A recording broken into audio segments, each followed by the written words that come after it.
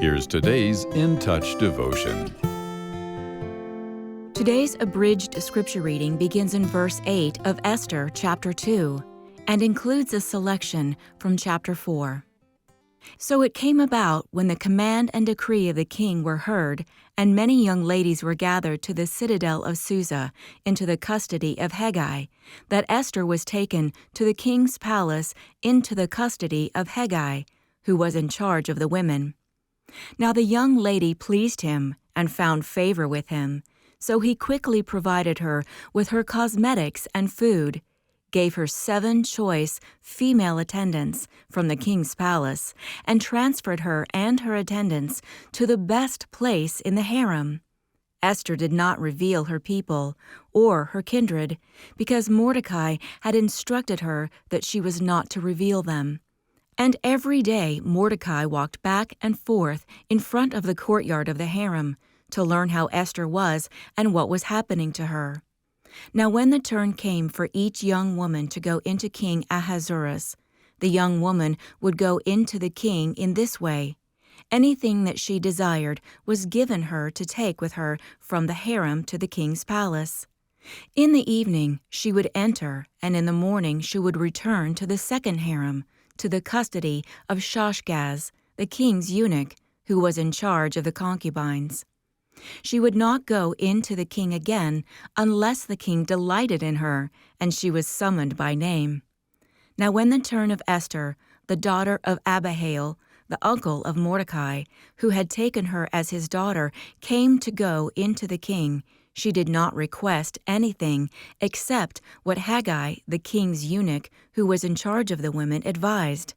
And Esther was finding favor in the eyes of all who saw her. So Esther was taken to King Ahasuerus in his royal palace in the 10th month, which is the month Tebeth, in the 7th year of his reign.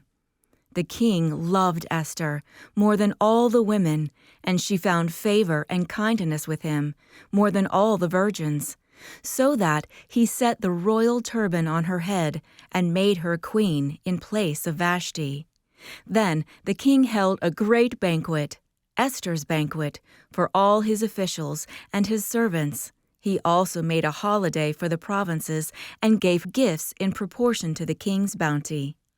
And now, chapter 4, verses 13 and 14.